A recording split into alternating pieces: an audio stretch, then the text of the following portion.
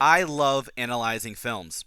And I think it's really important that as I transition to the more hardcore analysis of the Voyage of the Dawn Treader film, it's important that you understand that it's not like when I'm watching the movie, I've got some kind of mental checklist I'm going through. It's not like I have all these C.S. Lewis quotes and all this philosophy and all these themes and ideas going through my head. I'm just trying to watch the movie.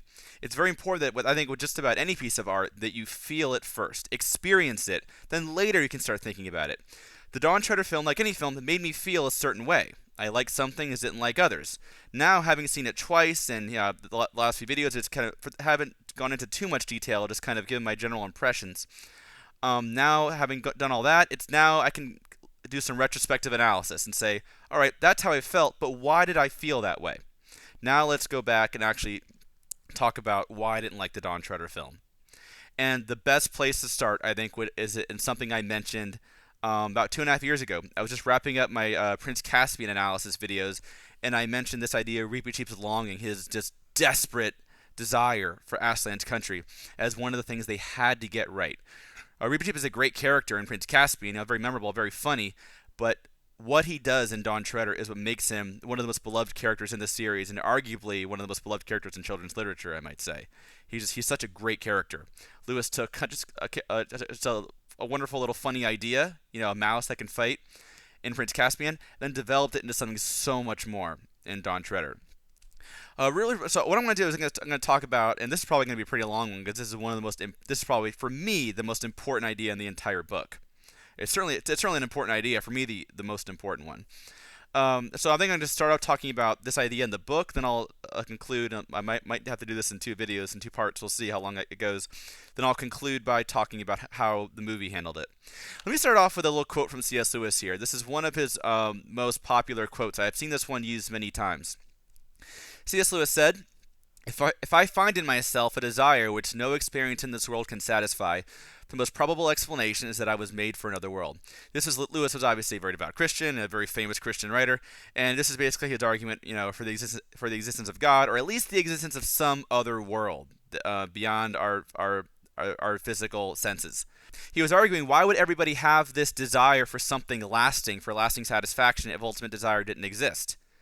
Like, if there was no such thing as food, there would be no such thing as hunger either. Why would you have the craving for something if the satisfaction did not exist?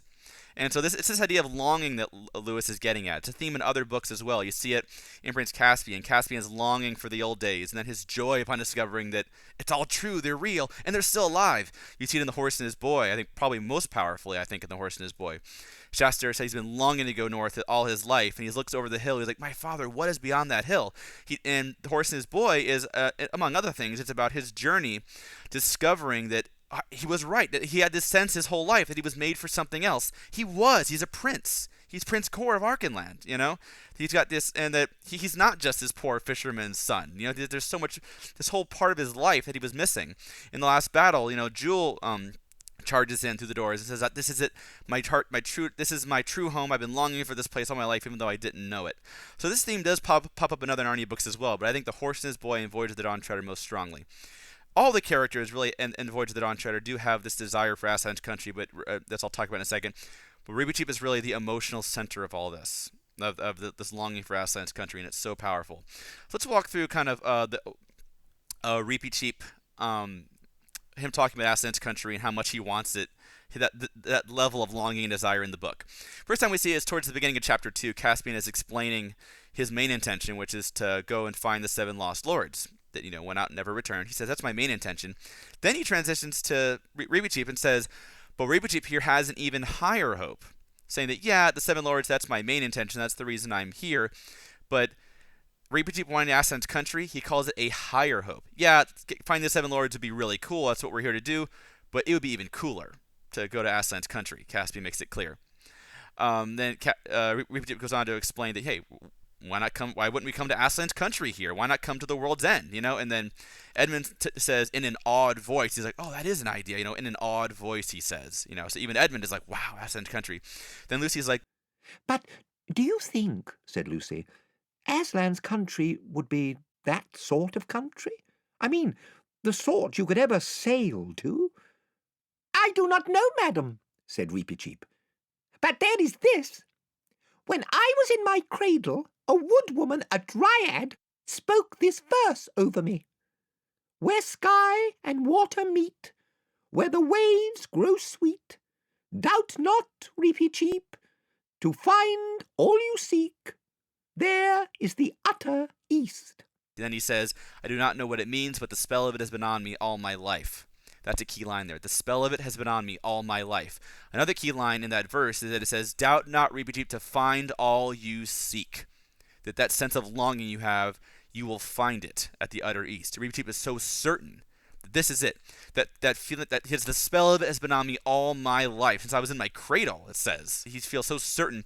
That sense of longing I've had my entire life. Everything that I seek, I will find it at the world's end. This is a big deal for him. When we get to the Lone Islands, just before they leave, they're talking to all the Lone Islanders and asking them about what do you think? What lies east? Is what if we keep going? What are we going to find? And they get all these kind of crazy stories. But one guy says it's Aslan's country, and it says it's a Reepicheep's delight. He's like, oh my gosh, someone else, another witness, basically, well, not a witness, but someone else saying, independent of me, saying, you'll find Aslan's country. They don't know if it's true, but it's like, oh, they actually say, oh, it's the end of the world and you can't get there, but Reepicheep is totally delighted by it. And that's why when Lauren Burns suggests, why don't you just stay here at the Lone Islands? Look, just stop your voyage right here, And Caspian, one of the reasons he won't do that is, what could I say to Reepicheep? He'd be totally heartbroken. He would kill me if I said, okay, we're not going on anymore. He has such a deep desire for Aslan's country. We're going to skip ahead here. When they get to Romandu's island, and Romandu explains that the way they have to, and this is an idea that they cut out of the film completely, the way that they have to wake up the sleeping lords is to sail to the world's end, leave someone there, and then return. And Reepicheep says, that is my heart's desire. Makes it very clear, that's my heart, which we know by now. He's made that very clear. How much he wants it. Now, when there's some debate about whether or not the Dawn Tread is going to continue, for Reepicheep, it's not a matter of if he's going to go to Aslan's country. It's a matter of how. Am I going to go on the Dawn Tread, or am I going to have to swim? Here is one of the most famous quotes in the entire series. This is so powerful. Reepicheep says, well, I can. I sail east in the Dawn Treader. When she fails me, I paddle east in my coracle. When she sinks, I shall swim east with my 4 paws. And when I can swim no longer, if I have not reached Aslan's country, or shot over the edge of the world in some vast cataract, I shall sink with my nose to the sunrise, and Reepicheep will be the head of the talking mice in Narnia. Wow. Here he is saying that basically he's hell-bent on getting to Aslan's country, and he will gladly die. He's going to Aslan's country, or he's going to die trying. That's not in the film at all. The idea that he would die trying. Powerful stuff. He's like, go, that's it. There's nothing else. Aslan's country, that's it. And without hesitation, would die for it. When they discover the sweet water, this is a very long, extended scene where Reepicheep jumps in to fight the sea people. He gets mad. And then he feels challenged, and then he discovers the water is sweet, and he's so excited, they don't even know what he's saying at first, and finally he's like, sweet, sweet! And at first they don't know what he's saying, then he recites it for them again, and they realize. And Caspian's like, lower a bucket. They lower a bucket, and Caspian drinks some of it, and he's like, it's like light. And Reepicheep is freaking out, drinkable light, that's what it is! And they all pass it around, and they talk about how, well, we don't have to eat anything else right now. It's a huge moment of discovering, oh my gosh, Reepicheep wasn't kidding when he talked about sweet waves, that was actually literal. And that's a big moment, and Reepicheep actually says, we must be very near the world's end right now. It's such a big moment after sort of all this anticipation over the world's end to say, oh, we're close. It's a big deal. Then Reepicheep goes even further with this idea that he would give his life just to go to Aslan's country. They're speculating about what are we going to find when we get there, when we get to the world's end. And one of the things they think might happen is that maybe they're going to get to the end and they'll just sail off the edge. And Drinian says, and what are we going to find at the bottom? Aslan's country, perhaps, said the mouse, its eyes shining.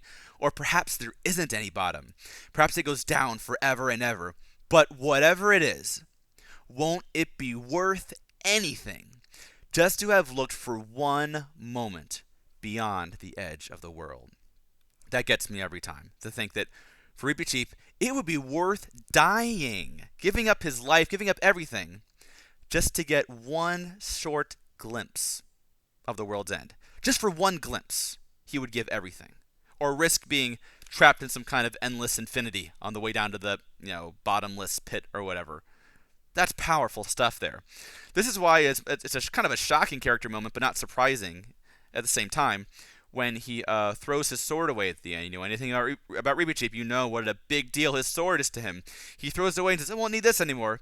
This character, he's lived and died by his sword. You know, he's all about his sword. And you know, in the book that says that his mind was full of death and glory charges, last stands, that kind of thing, forlorn hopes, last stand. I love that line.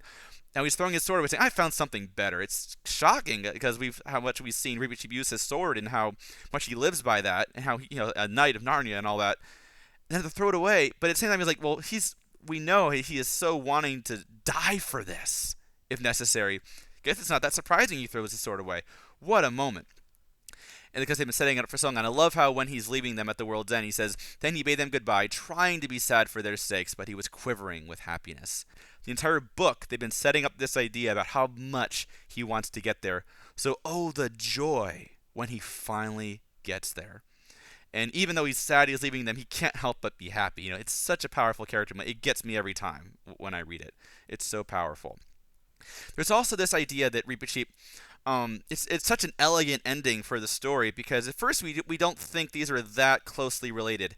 The search for the Seven Lords and Reepicheep's longing for Aslan's country. Obviously, they're in a sense tied together in that their search for the Lords will hopefully result in that higher hope of reaching Aslan's country, but they're not directly connected. Here they're connected because Reepicheep, now in order to save the Lords, Caspian's main intention, Reepicheep must fulfill his longing and reach Aslan's country. So it's a very elegant ending there, where those two connect. Now that by Reepicheep fulfilling his longing is what, by completing that plot thread, that's how the other plot thread is completed.